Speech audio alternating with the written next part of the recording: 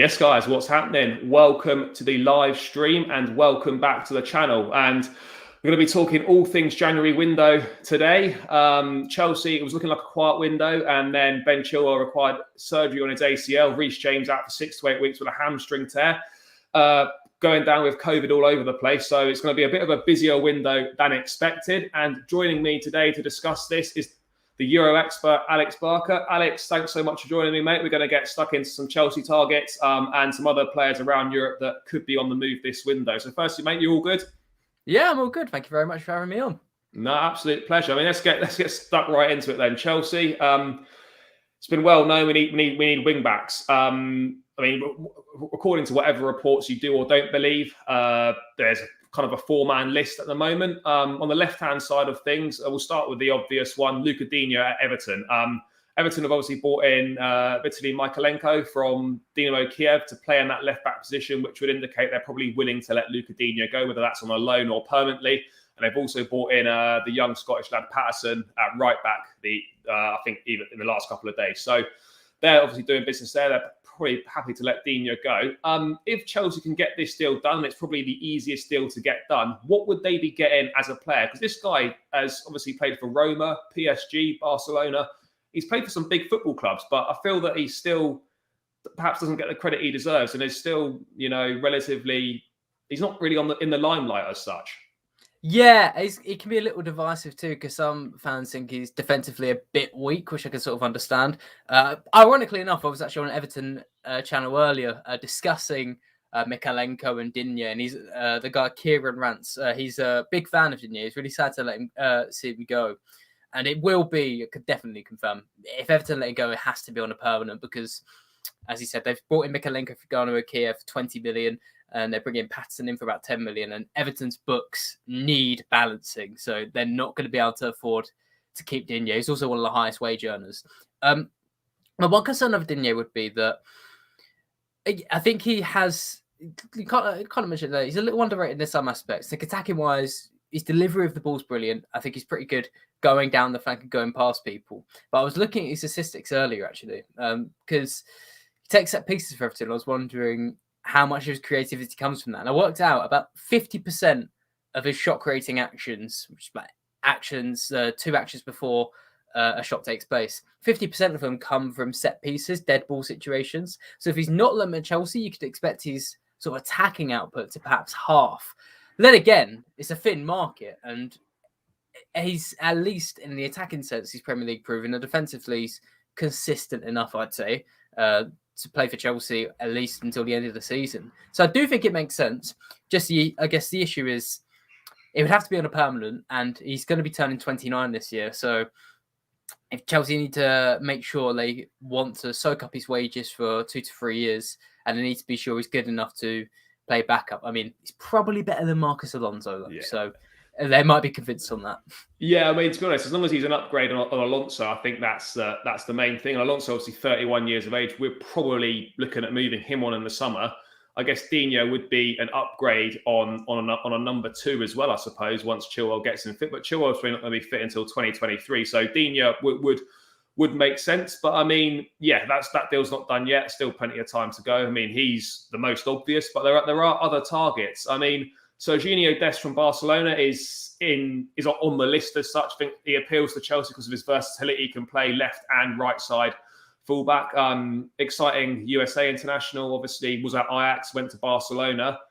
He's been playing obviously a little bit further up the pitch at Barcelona, but I think due to their injury crisis, etc. But they're looking to raise funds. They need to register players. The likes of Ferran Torres arriving. They've got to free up some space somewhere. And Dest is one of those sellable assets. If Chelsea were to go ahead and pursue Digne Dest, what kind of a player would they be getting in him? So out of all the options we've got for left wing back and right wing back, probably Dest is probably technically the best. And by that I mean with his technique on the ball, his ball control, and just the way he carries it. It's probably the most advanced out of any of these players. And the good thing is he's also quite young as well.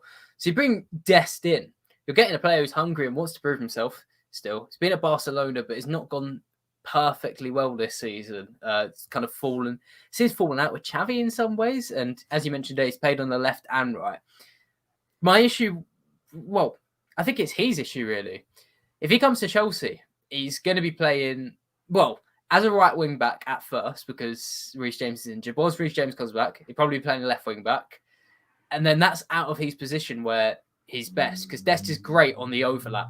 He has played the left wing back and come inside quite well.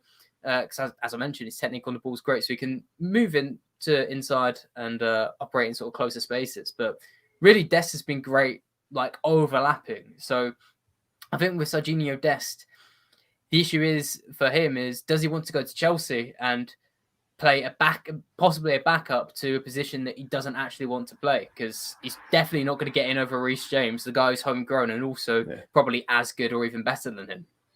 Yeah, I guess it's sort of the profile that Chelsea would go for as well. Versatile in that young age bracket, sort of like early 20s, with a lot of potential and also resale value as well, which I think is key. That's probably one of the minuses of the Digne deal, is there's no resale value for him. So you spend 20-25 million pound this window. All right, you maybe sign him on a 2 years contract or 2 years with an option for a third or whatever. There's no resale value. You're only making a loss on it. So I think if you're prepared to accept that, fine. But with someone like Dest, there's that versatility and there's also that resale value, which is quite appealing. I mean, I think Kieran Trippier now, I know this is obviously right-hand side, he's probably going to go to Newcastle, but there were reports saying that Chelsea could look to hijack that deal. I don't know how likely that is now. But, I mean, Kieran Trippier, obviously we know quite a lot about him. I think he's had a good time at Atletico Madrid, to be fair. I mean, Simeone said he wants to keep him, but I presume Trippier wants to come back. Is he someone that Chelsea should be looking at, perhaps trying to hijack this deal from Newcastle, or are there better alternatives out there? It could be, I'm not sure how open he'd be to it due to his Tottenham connections. I think Tottenham fans would hate him. The interesting thing, so I looked into Trippier recently because of that Newcastle deal, and I found something quite interesting. So there's a website called Who Scored, which is a data website, football data, that just gives a statistical rating to players. We shouldn't go off of it, really. It's nothing conclusive, but it's a nice insight. Last season, Trippier was the second best ranked La Liga defender last season, which I found pretty amazing. This season, though, he's down to 112th, which kind of shows the drop-off with him and Atletico Madrid. Now, we shouldn't take that face value still, because I've spoken to Atletico Madrid fans, and they say he's probably been the brightest spot in that defence, playing a right wing-back in Atletico's back three, which they really persist with nowadays. I guess, again, the issue of him is the resale value, the wages you want to commit to him. Can he play back in the Premier League now? Because he was beginning to drop off at Tottenham, and La Liga is a much, much slower league than the Premier League. In fact, it's actually the oldest league in Europe now, and it has been for the past 4 seasons on average. So you're asking him to come in from one of the slower leagues in the world, where he's been in a side which pins teams back quite a bit. And also those teams are quite slow as well. Can come back into the Premier League, play at Chelsea the highest level against teams.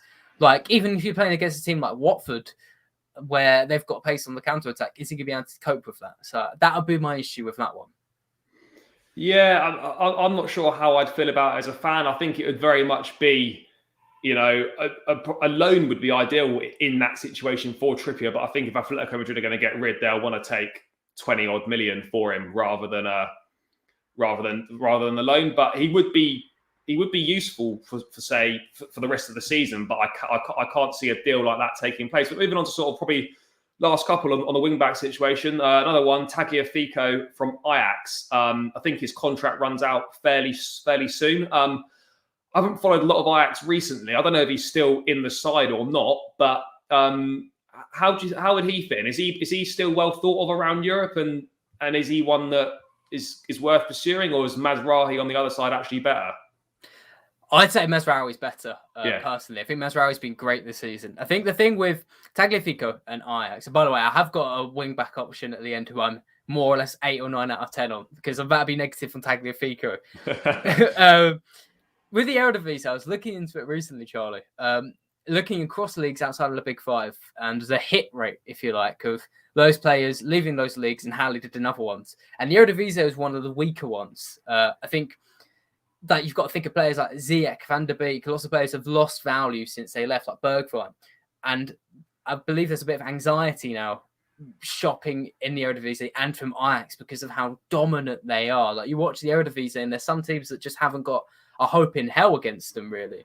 And in fairness to Tagliafico, though, in the Champions League, he's proven himself well. I was looking back earlier at his success in 1v1 situations, ground duel stats, so it's going forward and backwards. And he was still successful in like 60 to 70% of them, which means he's coming out on top more or less most of the time, way above average in Europe. So that should bode well for him. But yeah, I think you've just got that sort of anxiety really about it coming from Ajax, coming from the Eredivisie. Is it going to be good enough? And if he isn't good enough, you've got no resale value. You kind of got a ZX situation. I think the Mazraoui one, that makes more sense because his contract's also about to be up, but he's much younger. And you could, when you watch him, you can see like his technical ability on the ball is fantastic, and he could probably transcend into a different league. Yeah, no, I'd agree with that. I think I'd rather have Mazraoui. We're going to go for one of those. I think Tagliafico, he obviously had a good run when Ajax got to those semi-finals in the Champions League. He's probably gone off the boil a little bit. But as you said, it's similar to Digne, you know, it's no resale value. And if it's between the two of those, you're going to take the guy who's got the Premier League experience because it's more likely to be successful than taking, I wouldn't say, well, I suppose it would be a slight punt. I don't know how proven Tagliafico is outside of, you know, Holland. But I mean, just something that's coming in the chat here. I think Tuchel wanted him I think Chelsea were looking at him in the summer. Adama Traore of Wolves as a right wing back option. I mean, he doesn't seem to play for Wolves that regularly under Bruno Lage at the moment. What do you think of his credentials as a right wing back? And would you expect him to be on the move anywhere in January? Yes, actually. Ironically, I was researching this yesterday because he's been hotly linked with Spurs as a right wing back. And yet Traore, he's annoying because we know he's one of the best dribblers possibly in the world. He's impossible to get off the ball. And he's kind of got rid of his injury issues. I mean, he sometimes gets memed up of why he kind of like gets whatever his oil and puts it on his shoulders. Yeah. And I think at first people thought that was just like him trying to be slippier. But the reason he was doing that, if anyone doesn't know, was because his shoulder carried on dislocating from 2019 to 2020. Like it was a continuous problem he thought he'd need surgery for. And it worked out if they can oil him up, then players can't grip him and they can't pull it out of place. And it seems he's got past that whole issue for himself. So he should be coming in and should be coming fit. But yeah, if you bring him in, you'd want him as a defender because this season he's played 18 games and he hasn't scored or assisted. As despite getting into areas where he should be doing that from the left wing. If he plays a right wing back, his tackle success rate needs to climb up a bit. I think it's currently at 40%. But a well-known adage between coaches is that it's easier to coach a defender than an attacker. It's easier to coach someone, especially a former winger, to stop other wingers because they kind of know what that winger is trying to do, than trying to coach a defender to play further up and take on players. So I think there's value in that, especially since the recent reports that seem quite legitimate said that Traore would be up to sale for 20 million. And at that price, I'd probably take him. Do you think that would be that? I mean, obviously, I know it's different sides. Digne's left, Traore's right. But if you're looking at I know we definitely need a left wing back. But I mean, looking at spending 20 odd million pounds, do you think Traore would be better value than Lucadinia? Oh, it's tough. If Chelsea needed a right wing back as much as a left wing back, I'd say yes. But I guess with Reece James, he's only meant to be out for 6 to 8 weeks, right? Whereas Chilwell ended the season pretty much. I think that's the only thing to say it. But as like deals, if Chelsea had a hole at both areas, I'd go for Traore over Digne. Yeah, I think Traore could be a good right wing back. I think as a right winger, obviously he's good, but as you reeled off on his stats there, he doesn't really contribute to a lot of goals at the moment. I don't think he's been a prolific goal scorer throughout his career. Yeah, I remember Chelsea were linked with him when he was at Middlesbrough all those years ago. So it's a player we do get linked with. Whether anything will happen there, I'm not really sure. I mean, before we move on from the wing backs, Alex, have you got any other ones up your sleeve or anything that you think could be dark horses to join, or perhaps that should be looked at? Yes, there should be, because Watford today, by the Athletic, were linked to a left back called Hasan Kamara of Nice, and that if they get him, that'll be a big steal. So Kamara, he's a 27-year-old, so he's in his prime, really. I guess if he doesn't work out within a year, he still has some resale value. He plays for the Ivory Coast and been really brought up in France. And to give some context, he's not just a random name. In the 1920 Ligue 1 season, he was the player of the year, left back of the year, rather, in the Keeps team of the year. He was sought after by pretty much every club, and he came close again last year to break into that, when he moved to Nice. He was top in Europe in 1920 for like tackles, interceptions. Really busy player. He's pretty much like a bullet down the left. and he's also played further up as well. And yeah, Watford have linked to him for about £10 million. And yeah, that'd be incredible if they got him for that. I think he'd be perfect for Chelsea. He'd come in, he'd be a great backup in future. I think he'd be happy to take backup, jumping up from Nice to Chelsea. And I think he'd be happy as well. I think he'd do a job at left wing back as well. Yeah, I think he'd be a great option. I mean, obviously, and looking maybe towards Germany as well. I know we talked on another stream before about any potential options there. I know Filip Kostic is obviously, again, age perhaps not on his side, potentially no resale value there. And there's another young guy, I think he plays for Stuttgart, and I can't remember his name now. But yes. do you think there'll be any eyes on those guys in the January window? And should Chelsea perhaps be looking at any of those players? Maybe Kostic, because I was quite harsh on him when I looked at him before, but I was doing a bit of a deeper look yesterday. And I realised last season, he created more big chances, so that's chances of high value, than anyone else in Germany. 7 more than Thomas Muller. Like, he was a freak in that. He's had over 30 assists over the past 2 seasons. Guess the issue is that's been playing it further up the pitch, more like a left winger, not like a left wing back. So you have to coach him to play more defensively. And at his age, does he want to be a backup left wing back at Chelsea? I'm not so sure. Sousa, yeah, I personally think he's really good. The only question is, can he adapt straight away from Germany to play at left wing back? He's got a great delivery of the ball, we'll say that much. He's good going forward. And so far in Germany, he's proven himself well defensively.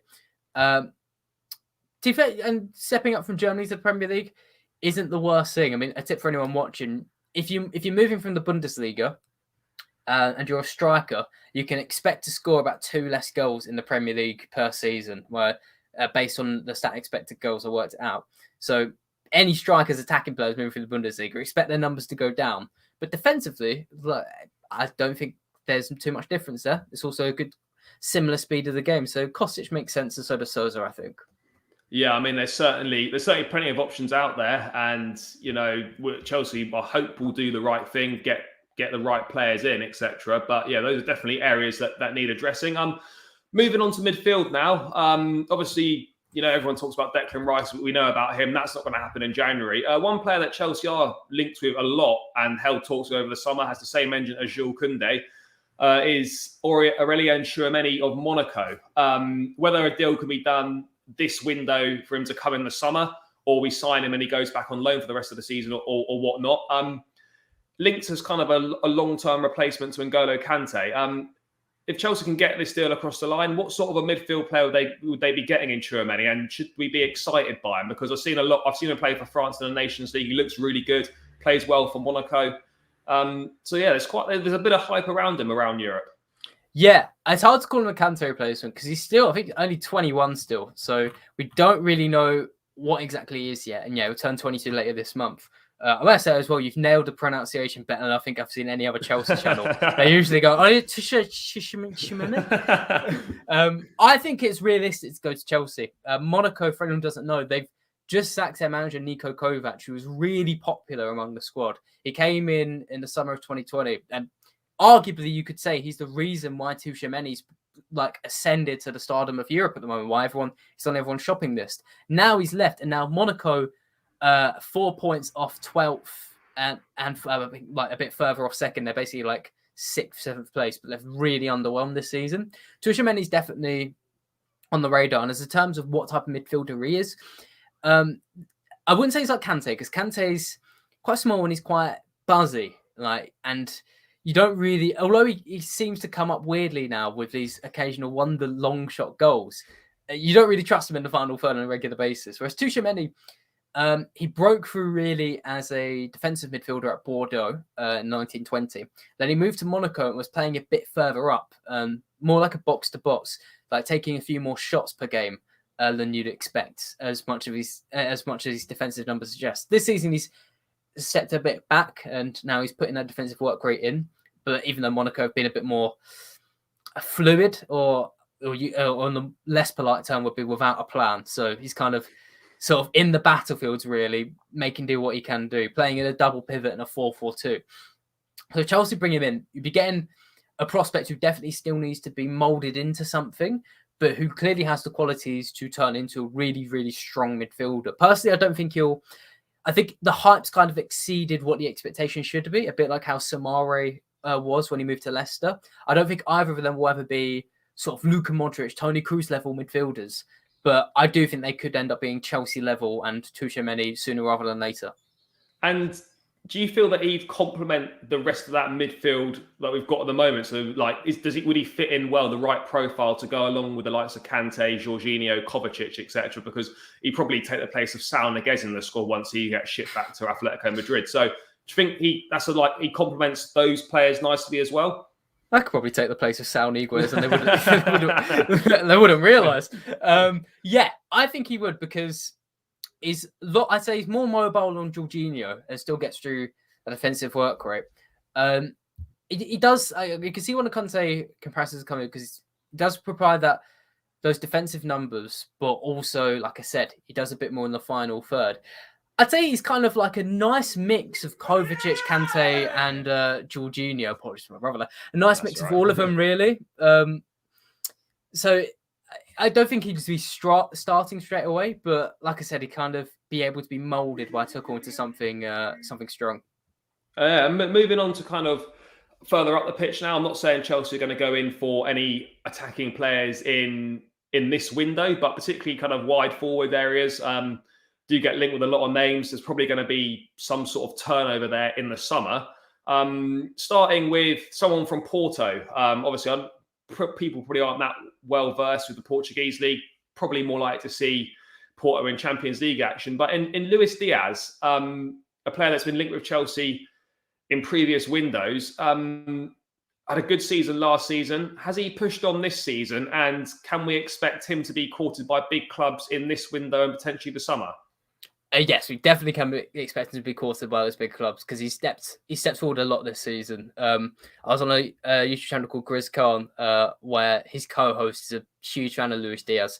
Yeah, the Colombian, I think he's 22 now, playing at Porto. It might be 24 actually. Sorry, playing at Porto. It's a left winger, stroke striker, really in between the two. Sergio Conte sounds quite boring, Porto, but yeah, Diaz is like a sort of an electric forward, really. He loves getting the ball to his feet and loves taking on players. I think this season he's improved sort of his final third vision. Like, I see him making more cutbacks and passes than he used to. I think he's developed that side of his game. And he's also, it's hard to judge a finisher when they're confident.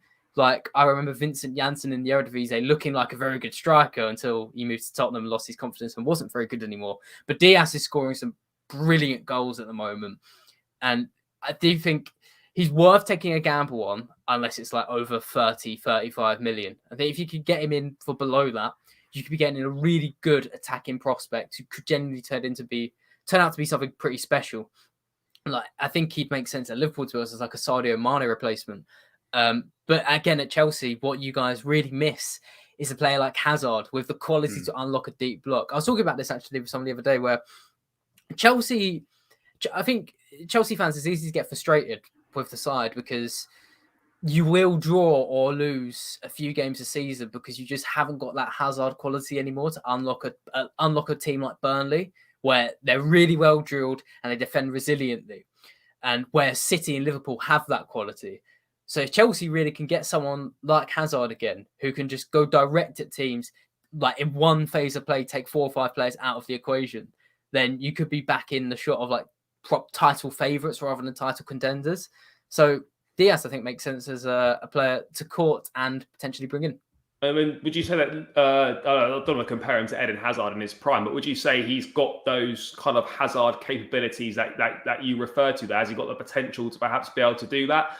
And, you know, obviously he's still young, he'll develop, but would he be an upgrade on kind of what we've already got in the likes of Christian Pulisic? Would he be better than Hakim Ziyech, Timo Werner, etc.? Would he be an upgrade, or is he just kind of more of the same? I'd say he's probably like on the Pulisic 1920 level, when he was doing really, really good things, and kind of like when we say Hazard, like you're kind of inferring there, but you're not saying he's as good as Hazard or what he does, but he does similar things like running direct at defenses and sort of upsetting their organisation and pulling players out of position. So yeah, I'd compare him quite nicely to 1920 Pulisic. Yeah, I think it's a player that should definitely be looked at. This window is obviously not going to be the priority, but come the summer, he'll definitely be on the move somewhere, whether it's a Chelsea shirt or not. We'll have to obviously wait and see. But sticking in that wide forward area, a couple more that I'd just like to go through quickly. Ousmane Dembele of Barcelona. I remember watching him at Rennes, one of the most exciting prospects in world football. Like every young, exciting player, go to Borussia Dortmund. I thought he was really, really good there. Gets a big money move to Barcelona, I think well over £100 million, and hasn't really happened. The guy suddenly so injury prone, his timekeeping's dreadful, his professionalism's been questioned. His contract is up. I believe it's up in the. I think it's up in the summer. This summer. Yeah, obviously trying to negotiate a new deal. Barcelona, for obvious financial reasons, cannot offer him the same wages or more wages than what he was on when he first signed for them. And he's been linked with Premier League teams. Obviously, everyone's linked with Newcastle because of all the money at the moment, but he's been linked with Chelsea as well, I'm sure, amongst others. Obviously, he's injury prone, so it's probably not what we're looking for at the moment. But with Ousmane Dembele, there's still a player there. He's still young. What are your thoughts on him? And do you think he could do a job in the Premier League? It reminds me too much of Pulisic in terms of when he's at full flow, he's amazing, but more and more we're beginning to see less of him at that level. You summarize his career journey there, and he's done, like they're saying this on Football Daily on Sunday Vibes yesterday, popular football channel, that he's done everything right in his career. He started at a club that are great at developing players, went to Dortmund, like you're meant to do as a talented youngster, and then got his move to Barca. But I guess what he didn't anticipate was Barcelona becoming the graveyard of football, where everyone goes there, and like even Frankie de Jong seeing his stock begin to fall a bit.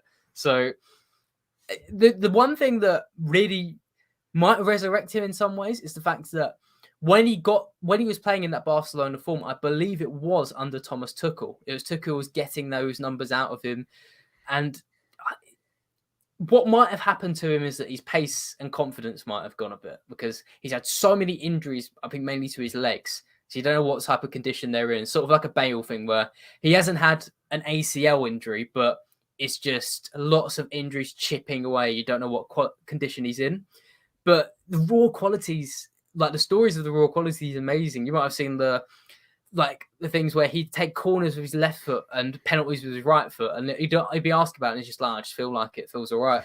It's just like incredibly, I can't remember what, it's not ambidextrous, but the other one. So yeah, on a free, it makes sense. But here's the final caveat. The reason he doesn't seem to be staying at Barcelona is because him and his agent are asking for Mbappe level wages, which suggests he's kind of up his own arse. And you don't particularly want a player who's up his own arse, who is going to command a lot of money and potentially not play that much. I think that's the danger there. You've had enough. You're having enough issues with Lukaku. You don't want another. I don't want another mess. Yeah, no, that's the one thing that would put me off him is if he could come on a free transfer and you could get him on reasonable wages, then I'd probably say it's a gamble worth taking. But as you say, he's kind of stagnated a little bit, and I don't want to say he's going to end up a little bit like a Theo Walcott in terms of like being so good so young and then never really realising his potential. I'm not saying he's going to go down that road, but unless something changes, perhaps in his attitude, etc., then he's looking at being one of those players that's so talented but kind of wastes his career as such. I know that sounds a bit extreme, but it kind of does seem to be going that way at the moment. But obviously, clearly a very talented boy, and we'll see where he ends up. But just to round out the attacking players, someone in the Premier League who has been linked with Liverpool, linked with the likes of Bayern Munich as well. Rafinha of Leeds United. Leeds probably are there, touch and go whether they'll stay up or not. If they go down, he's definitely leaving. I still think if he stays up, they'll probably leave. He'll probably leave as well. But thoughts on Rafinha? Got the ability required to move on to a top club? I think it could be a gamble just because, in fairness, when Bayern Munich are interested, that's genuinely a good time because their recruitment and scout department's impeccable. They very rarely get things wrong. But I've been following Rafinha since he moved to Rennes from Portugal. And the issue I can see straight away is that at Rennes, he was playing in the counter-attacking team, really when they were in their pomp of just getting teams on the break and hitting them when they were undermanned at the back. You could argue he has the same thing at Leeds. Leeds are a team that, although they press very high, teams are going to try and push against them. So they're not exactly playing against deep blocks or sustaining pressure like Chelsea do. And my worry would be, does he come in and is he another player like the Ziyech, like a Mount, you could argue pretty much every player bar Pulisic and maybe Hudson-Odoi, where you can see the talents there, but they just haven't been taught to break down a deep block, and they just haven't got the quality for it. I'm not saying he isn't. I'm not saying he can't do that, but you'd be asking him to come straight from Leeds into Chelsea. It's a big change of play style and style. So I just wonder, can he do it necessarily? And maybe I'm a little, I wouldn't say biased, but when he was at Rennes, I thought he was good, but I never thought he'd be like Bayern Munich level. I think his rise has been pretty quick and fast. And at Leeds, he's done fantastic things, but maybe he's also benefiting from being the one good player in a really bad team at the moment. Yeah, no, I think that's a fair point. I think you see that with a lot of players that move up clubs. You know, when you're the star man in a not so good team, and then you go to a bigger club and you're just another player. It can be quite hard for those players to sort of mentally process that. I mean, I think he could probably do a job, but I would agree it is a gamble. I could see him at somewhere like Liverpool, probably rather than Chelsea potentially, but definitely kind of one to look out for sure. Just wanted to, before we wrap up on Chelsea and just go through a few European deals that might happen this window. Obviously the Lukaku situation, I'm just talking hypothetically, if that can't be resolved, and Chelsea won't sell him in January, but we cut our losses and he moves on in the summer. Potential striking options, just wanted to go for a couple. Obviously, we'll start with hot property.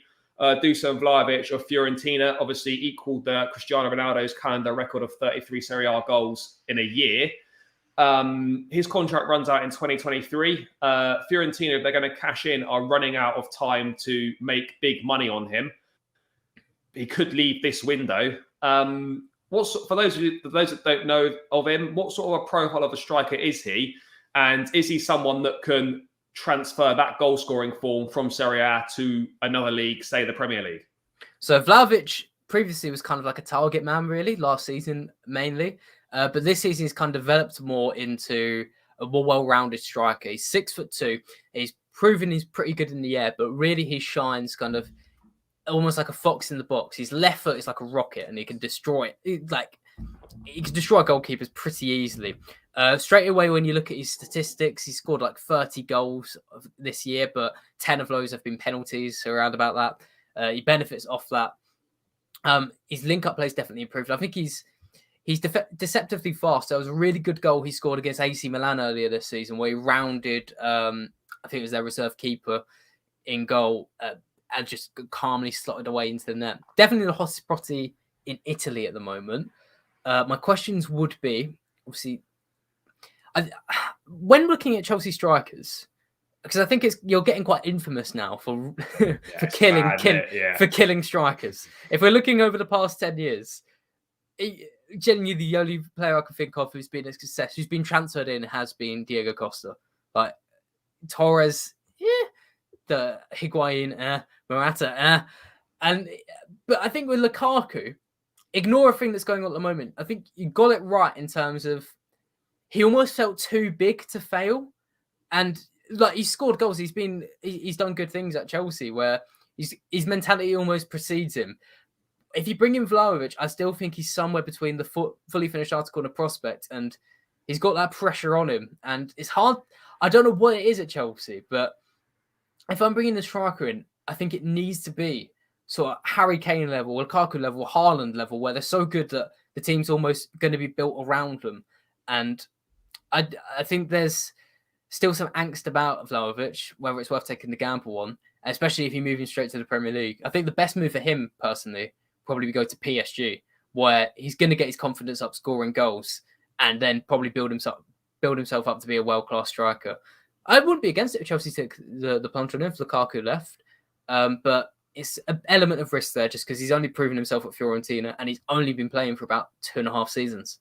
I mean, do you think at 70 million euros is for someone in this January window, do you think someone might take a punt on him? I'm not saying Chelsea necessarily, but do you feel that he could leave this window? Potentially, to be fair. I guess the only thing about that would be Fiorentina are having a pretty good season and they're under a new coach called Vincenzo Italiano, who's doing really good things there.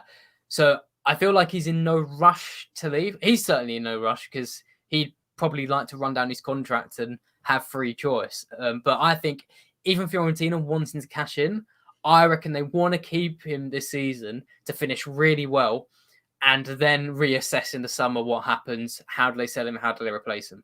Yeah, because Fiorentina has still got an outside chance of making Champions League this season in Serie A.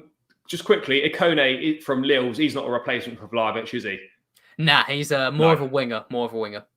Yeah, no, fair. And one other striker before we just quickly rattle through a few European deals, Alex. Alexander Isak, exciting young prospect. Well, let's say he still is quite young. He seems to have been around for a while. Another one of those forwards that goes to Borussia Dortmund at a really young age. Didn't really work out for him there, in all honesty.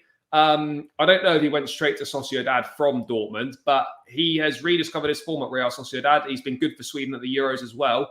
And he seems to be an exciting prospect and hot property. I know he's been linked with Arsenal recently. What do you think about Isak as a striker? And could you see him at Arsenal and playing in the Premier League? I could see him definitely first at Arsenal, rather than like a proper top 4 club. That'll piss Arsenal fans off, but I don't care. Yeah, you finished 2 seasons in a row. You're not there yet. See, you kind of answered.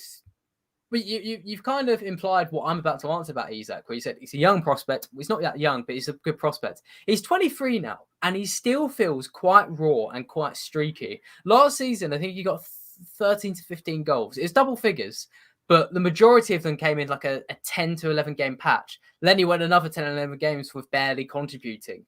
So my issue with Alexander Isak really is that almost Morata vibes. Like he seems unable to contribute consistently. Technically, he's there, though. We saw, like you said, in the Euros to Sweden, on the ball, he's so much fun to watch. It feels like he's one of those players where the ball's almost glued to his feet. He just needs to find a way to score consistently. What I will say, though, at Sociedad, he's under a really good coach. Can't remember the name of him, but Sociedad are doing pretty well this season, and they're in like a really well-drilled system. So I think Isak needs to stay at Sociedad for another season, or if he transfers, go to a team maybe lesser than Arsenal, maybe one who won't put so much pressure on him. But yeah, I don't think he's Chelsea level yet. He's kind of a weird one where he's not the fully finished article yet. He almost feels like a prospect, but he's getting too old to be a prospect. Yeah, no, he's in that in between. But I think he's an exciting. I think he's obviously a good player. He won't stay at Sociedad for too much longer. I wouldn't have thought, but we'll have to see where he ends. Mate, just before we round up, then just want to go through a few European deals, some big deals that are either close to happening or got potential to go through. Let's start with Alvaro Morata. Didn't have a good time at Chelsea. Don't have the best memories of him, but clearly on his day, a talented boy. He's played for obviously Real Madrid, Atletico Madrid. He's played for Juventus. He's played for all the big clubs in Europe, and it looks like he is going to be on the move to Barcelona. And the way they're going to finance is a loan with either an option or obligation to buy. I'm not sure how they're doing it. What are your thoughts on that? And do you think Morata is what Barcelona need? I'm actually uploading a video on this later today, so I'll be quiet. No, I'm joking. Morata, I actually kind of like it. So Morata, this season, he's only got 5 goals in about 18 games, which feels very Morata-like. But it's generally actually... The thing with him, he's kind of like Isak, like I mentioned. He's quite streaky. At Chelsea, he started, from what I remember, pretty well in his first 10 games. And then he kind of fell off a bit. And he clearly is a confident striker. When he's not feeling confident, it all falls apart for him. But he's generally, I think he's hit double figures in goals and assists, like more or less every season. I remember his first season again at Juve in like 2018-19. He hit 11 goals and 11 assists.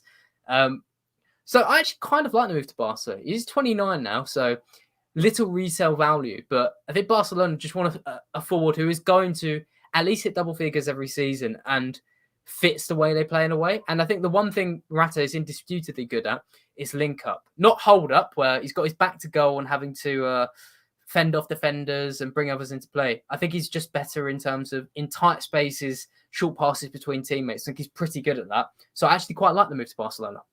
And just whilst we're at Juventus, Paulo Dybala, I think his contract's up in the summer as well.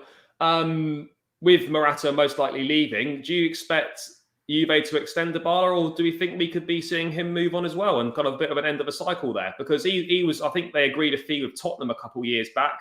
Could you see Dybala first leaving Juventus, and would he be a good fit in the Premier League? Because he's one of those that was exciting, and then he's kind of gone off the boil a bit really in the last few years. Yeah, so I think he will leave. In November, he was very close to signing a new contract. That's what all the deals were saying. There's two factors that have changed. I can't remember one of them, but one of them definitely was. For anyone who doesn't know, Juve are currently being criminally investigated because they've been very dodgy with their finances and lots of deals. And I think that's really thrown a spanner in the works with the Dybala deal. As soon as that news broke, I think the rumours of a new Dybala deal at Juventus have gone quiet. There's still a chance he can stay because what really hampered his development was Cristiano Ronaldo joining, kind of taking the role up front where Dybala was flourishing. I think in his first season, he got 16 goals at Juve. That doesn't matter. He definitely started well. And more recently, I mean, this season, I don't think he's hit 10 goals, but he's been their top scorer. And he's certainly scored some wonderful goals. Again, he's great in tight spaces, but also I think a really, really good finisher. I do think he would be... It currently looks like, he'll be leaving in the summer on a free. And he's the sort of player Chelsea should get. I think he'd be great. And it's not just the fact that of what he's done in his career at Juve. Like, he has been good most of the time. But also, he's used to playing against deeper defensive teams. So I think he makes a relatively hassle-free option for a big six side, looking to push on and looking for someone to score goals against defensive teams. I mean, a move away from Juventus could be kind of perhaps what he needs to kind of reignite his career a little bit. I always feel like he's stagnating a little bit there, but yeah, we'll have to see what happens with that. Moving away, just on to a couple of players in France. Well, definitely one player in France who has been linked to the Premier League and particularly Manchester United, I believe, is Hasan Kamara of Marseille, the midfield player. I think he's available relatively cheaply. He's on a free. Is on a free. Firstly, would that be a good sign for Manchester United? And obviously he's a good footballer, but like, can he do a job for them? I'll condense what I have on him because I think when I first started going into European football, Kamara, I think, was the very, very first player I looked at all the way back in 2019. So I've been following his career really closely. He came through as a ball-playing centre-back at Marseille. Then Villas-Boas came in and he was moved into the DM role because he was that good on the ball. And he'd often fall into a back three. Then Villas-Boas left in January of this year, I believe, and Hasan Pauli's come in. He pushed Kamara into like a box-to-box midfield role, and that's kind of where he's played mainly since he joined. I think Kamara, he's only 21 or 22 years old. He's got experience playing in three positions that are relatively different. And I reckon he would do a job for Manchester United. It still requires some coaching because he's not the finished article yet, like any young French player is playing in Ligue 1. Like there's still some stuff he needs to learn. But he's playing at the right pace of the game. You've heard Pochettino and Messi and lots of people now say that Ligue 1 is probably the fastest league in Europe. I wouldn't say it's that fast, but in terms of just like the speed of the way the play goes, like counter-attacking football, it's like close to the Premier League. So I think he could come in and be a starter. And long-term, I think he'd be a great move for Man United. So if I was a rival fan and Kamara moves to Manchester United, I'd probably be a bit nervous. And sticking with midfield options, obviously moving to the Bundesliga now, Denis Zakaria, the Swiss international of Borussia Mönchengladbach, another one that is probably going to be on the move, linked with Premier League teams. I think he's been linked with Arsenal. I think potentially Man United as well as Roma, etc. Would he be? Is he better? Is he similar to Kamara? Different option? What are your thoughts on him and where he might end up? I'm checking his injury history because it's quite crucial to him. Because a couple of years ago, he was very close to joining Manchester City. He was like on the final shortlist before I believe they went in for Rodri. Then in 2019, he got a knee injury. So 2020 got a knee injury. That was it, and he missed 246 days of football. And since then, he's only really come back properly, I think, this season, getting into the first team. And he's not quite looked as good as he did. And even though his contract's up this season, I think that's what's going to stop a Man United or a Man City or a Liverpool, a team like that, taking a punt on him. I think he's more a sort of a team like Arsenal and Tottenham really looking to push on and really willing to take that gamble. As a midfielder, he's quite well-rounded. So it's sort of similar to Tchouameni, maybe less effective in the final third, but a great ball winner, a good ball carrier, and a really good passer. I guess if I'm thinking where he would end up, it could. And Arsenal makes sense because they do need midfield depth. Yeah, you know, yeah, I actually think Arsenal's probably a team he might end up at. Yeah, no, I think it's a good player, but yeah, it was always tough when you're coming back from knee injuries. Never sure what kind of form you might hit again. Literally, last couple, I'll just rattle through them. Bayern Munich, they have obviously some top players there. Tolisso, the French midfield player, is he's a bit out of favour there, really. I don't know. I think his contract. I'm not saying it's up at the end of this season. It's up soonish, I think. Another one that could potentially be on the move. What do you reckon about Tolisso? Yeah, he's an odd one, and he got injured very early in his Bayern career. And I was speaking to a German friend of mine who said when Tolisso first moved to Bayern, the hopes were that he'd end up being like a player like Toni Kroos, like really generation midfielder, but he's kind of been scuppered. I think I do think he's ready to leave Bayern. I'm not sure when his contract's up, but I love a bit of insight. I've been watching as a Amazon documentary on Bayern, sort of All or Nothing, but it's a lot less commercialized than the Premier League ones. It's quite good going behind the scenes, but Tolisso is pretty much absent from the entire thing, despite being a part of the squad the whole season. So it just doesn't seem like he's fitting in quite well. When he was at Lyon, he's sort of a player operating a bit more in the final third, like a ball carrier, I believe, and able to make the final pass. I think he's in his mid-20s. If it's really cheap, I think he's worth a player bringing in as like a rotation option with the potential to go to a first team level. Honestly, he would have made sense as a loan rather than Saul Niguez at Chelsea. I can see him going back to France, maybe, and going to PSG, because I think they probably want midfield depth in the sort of in the more defensive areas because they've got so much attacking depth. I can't see him move from to the Premier League though.